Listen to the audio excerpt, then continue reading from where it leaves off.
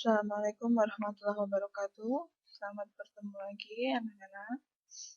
Selamat kalian sudah naik ke kelas 12 ya. Kali ini bersama Ibu kita akan belajar tentang batik cap. Ya. Sebelum mempelajari batik cap, tentu kalian juga harus tahu tentang skor ketuntasan minimal. Skornya adalah 70. Ya. Kemudian kompetensi dasar yang akan kalian pelajari di semester ini. Yang pertama adalah kita belajar tentang batik cap. Mulai dari menerapkan, menganalisis, sampai dengan mengevaluasi teknik, proses, alat, dan bahan pembuatan batik cap. Kemudian yang kedua, mendemonstrasikan teknik, motif, proses, alat, dan bahan pembuatan batik cap. Nanti ya setelah kita tahu teorinya, kita akan praktek membuat taplak meja. Ya. Taplak meja dengan teknik batik cap. Kemudian proses pewarnaannya. Nah, kita nanti juga akan belajar proses pewarna alam. Menerapkan, menganalisis, dan mengevaluasi teknik, proses, alat, dan bahan pembuatan zat warna alam. Kemudian nanti kita akan mendemonstrasikannya ya setelah nanti kita tatap muka KBM seperti biasa. Nah, langsung saja kita masuk ke pengertian batik cap. Kalian sudah membaca tadi buku Budiono, jilid 1, ya, Karya Tekstil, jilid 1, karya Budiono dan kawan-kawan, ya, tentang pengertian batik cap. Batik cap itu apa sih? Membuat batik cap atau ngecap, ya, ngecap di bahasa Jawa, adalah pekerjaan membatik dengan cara mencapkan lilin batik cair pada permukaan kain menggunakan alat cap, yang disebut dengan canting cap. Canting capnya berbentuk stempel yang terbuat dari tembaga. Bagian-bagian canting cap ya, ada 3 bagian. Yang pertama, bagian muka. Bagian mukanya di bawah sini. Ya. Bagian muka. Nah, pada dasar ini bagian mukanya. Kemudian yang kedua, bagian dasar. Ya, untuk melekatkan bagian muka. Ini bagian dasar. Kemudian ada tangkainya. Ya, ini sebagai alat bantu untuk pegangan. Ya. Kemudian untuk mendemonstrasikan keteknikan batik cap dengan menggunakan canting cap, ya, ada beberapa gerakan atau skema jalannya canting cap.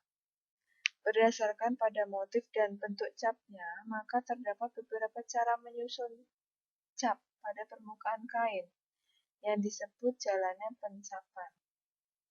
Beberapa jalannya, yang pertama atau pencapan atau lampahnya, ya, antara lain yang pertama tubrukan. Kalian bisa perhatikan pada gambar di sini. Tubrukan itu bagaimana caranya? Yang pertama ya, bergeser 1 langkah ke kanan dan 1 langkah ke muka atau ke depan. Jadi diletakkan pencapannya ya, canting capnya pada bagian ujung kain, kemudian bergeser ke kanan dan 1 langkah ke muka. Disebut sistem tubrukan. Kemudian yang berikutnya adalah yang kedua, onde-ende. Bergeser setengah langkah ke kanan dan 1 langkah ke muka, atau 1 langkah ke kanan dan setengah langkah ke muka. Ya, ada 2 cara ya. Pertama di sini bergeser ya, canting cap diletakkan, bergeser setengah langkah ke kanan dan 1 langkah ke muka. Atau ya, 1 langkah yang diletakkan pada sini ya, pada ujung canting capnya, 1 langkah ke kanan dan setengah langkah ke muka. Ya, ini. Ya. Kemudian yang ketiga, sistem parang. Ya, canting parang itu memang sudah miring. Ya. Nah, jalannya bagaimana? Jalannya menurut arah garis miringnya. Bergeser 1 langkah atau setengah langkah dari sampingnya. Ya, jadi menyamping. Bisa menyamping atau bisa ke atas. pramuka, ya. Kemudian yang keempat, mubeng, ya, mubeng, bahasa Jawa, bahasa Indonesianya berputar. Ya, canting cap diletakkan, kemudian bergeser mutar, ya, atau mubeng. Kemudian yang kelima, untuk menghasilkan satu rapot motif digunakan dua canting cap. Ya. Jalannya pengecapan ya, berjalan berdampingan atau bahasa Jawanya melampah sareng. Ya, melampah sareng atau berjalan bersama. Untuk menghasilkan satu motif menggunakan dua canting cap. Misalnya di sini canting cap yang satu motif A, canting cap yang satunya lagi motif B. Dicapkan dulu motif A-nya, kemudian motif B-nya. Begitu seterusnya, A-nya dulu, kemudian B-nya. Motif A dan motif B. Itu namanya melampah sareng. Ya, bergantian capnya. Kemudian ya, yang berikutnya kita akan mengklasifikasikan jenis, sifat, dan fungsi dari alat bahan yang digunakan pada keteknikan batik cap. Ya, di sini ada macam-macam canting cap. Saat kelas 11 kemarin, kalian sudah mempelajari, sudah pernah mencoba ya sedikit proses pengecapan, kalian sudah melihatnya ya. Ada beragam. Ada bentuk persegi, persegi panjang, bentuk heart atau bentuk lingkaran, bentuk parang, kalian sudah pernah melihatnya ya. Atau kalau kalian belum puas, kalian bisa mencarinya di internet ya. Kemudian alatnya yang berikutnya, alat utama untuk proses pengecapan. Jadi alatnya dibagi menjadi dua. Ada alat utama dan ada alat bantu. Alat utamanya adalah yang pertama meja cap, kemudian kompor, ya, dan wajan. Ya. Meja cap untuk alas membatik cap, ya, untuk landasan. Kemudian ada kompor untuk memanaskan lilin batik. Yang berikutnya wajan cap atau ember, terbuat dari plat baja, kemudian di atasnya sebelum diletakkan malam, letakkan dulu kain kasar, kemudian kain katun, ya, baru nanti malamnya atau lilinnya. Fungsinya apa? Untuk penyerapan lebih sempurna, ya, serat kasar dan kain katun ini. Kemudian yang berikutnya, alat bantu. Alat bantunya yang pertama adalah slodo, untuk meratakan lilin atau malam pada saat pengecapan melampah sareng. Ya, ini alatnya. Ya.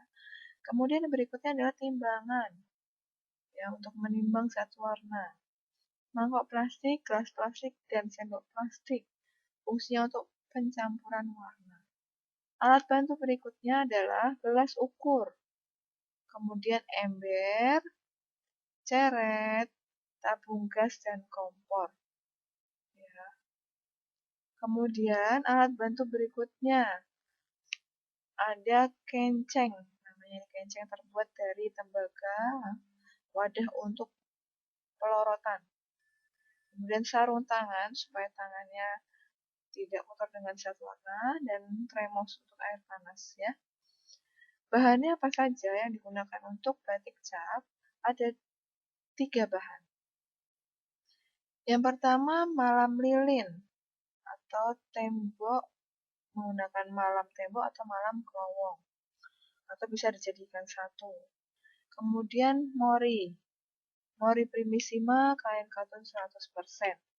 Ya, supaya penyerapan pengecapan lebih sempurna menggunakan kain katun, ya, mori primis, ya.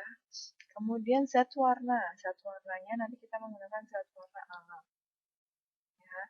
Di sini Bu ambil ya dari buku, bersumber dari buku Kriya Tekstil Jilid 1 dari Budiono. Tugas kalian setelah kalian mempelajari jalannya canting cap, ya, kemudian alat dan bahan, kalian harus membuat desainnya dulu. Ya, kita akan membuat taplak meja. Taplak meja berukuran 1 meter, ya 1 meter lebih, 1 meter 15 cm kali 1 meter 15 cm. Ya.